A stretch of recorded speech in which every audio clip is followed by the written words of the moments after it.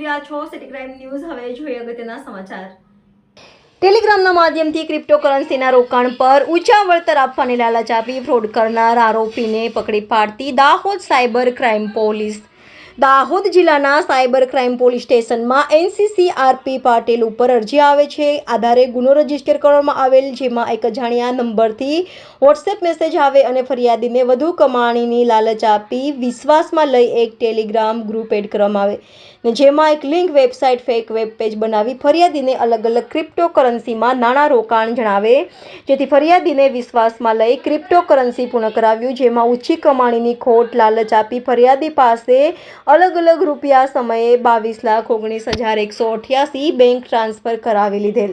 જે નાણાં fake વેબસાઇટની screen પર પ્રોફિટ સાથે રૂપિયા 31,21,888 બતાવતા હતા। એ વિડ્રોલ કરવા પ્રયત્ન કરતા નાણાં પોતાના એકાઉન્ટમાં ટ્રાન્સફર થયેલ નહીં,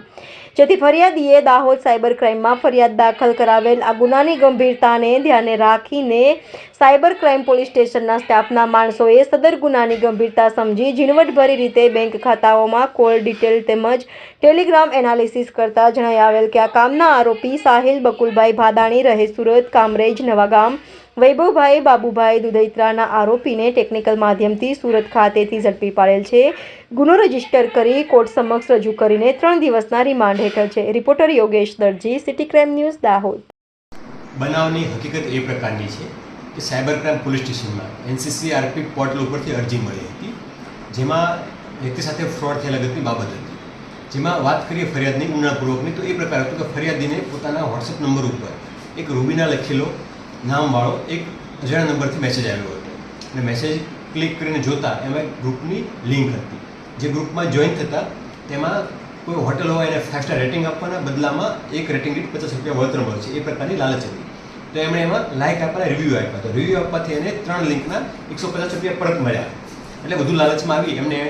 બીજા ગ્રુપમાં એડ થયો। તો ત્યાં એને એક વેબસાઇટ ઉપર એકાઉન્ટ બનાવવાનું ક્રિપ્ટોમાં અને એના સારું વળતર મળશે એ લાલચ આપવામાં આવી, તો એમાં એણે એડ કરી રૂપિયા પહેલાં 2,000 રૂપિયા, તો એના 2800 રૂપિયા મળ્યા। ત્યારબાદ ધીમે ધીમે થોડા રૂપિયા રોકતા ગયા તો વળતર થોડું મળતું ગયું, જેથી લાલચમાં આવી એને વધારે રૂપિયા એમાં રોકતા ગયા, તો ટોટલ એને 22,19,000 રૂપિયાનું રોકાણ કર્યું, જેના બદલામાં એના ખાતા ઉપર 31,21,000 રૂપિયા જમા થયા છે એ પ્રકારનો મેસેજ આવ્યો હતો, પરંતુ જ્યારે વિડ્રો કરવાનો પ્રયત્ન કર્યા તો વિડ્રો થયા ન હતા। ત્યારે એમને જાણ થઈ કે આ વસ્તુ ખોટી હતી, જેથી એણે પોલીસ સ્ટેશનમાં ફરિયાદ દાખલ કરાવી હતી। ત્યારબાદ આ અન્વયે પોલીસ સ્ટેશનના પીઆઈ અને અધિકારીઓએ જિલ્લાના SP સાહેબ ડૉક્ટર રાધેશ ઝાલા સાહેબના માર્ગદર્શન હેઠળ ટેકનિકલ રિવ્યૂ કરતા, ટેકનિકલ સર્વે કરતા, બેંક ખાતાનું એનાલિસિસ કરતા અને સિરિયલ એનાલિસિસ કરતા આ તમામમાંથી 2 વ્યક્તિઓ જેના નામ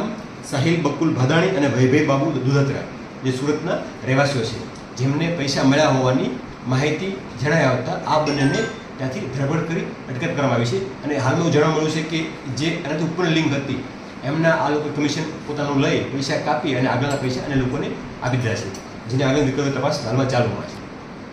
અને હું આપના માધ્યમથી તમામ લોકોને અવગત કરવા માગું છું, જાણ કરવા માગું છું કે આ પ્રકારની કોઈ પણ અજાણી લિંક ઉપરથી મેસેજ આવે તો કોઈ લોભ લાલચમાં નહીં આવવું, કોઈ ક્લિક કરી કોઈ ગ્રુપમાં જોઈન નહીં થવાનું, અને આવી ટૂંકી લાલચના બદલામાં કોઈ ઝડપથી રોકાણ કરાવી વધુ પૈસા આપવાની વાત કરે તો એમાં પણ ફસાવાનું નહીં। આથી એલર્ટ રહેવાની જરૂર છે।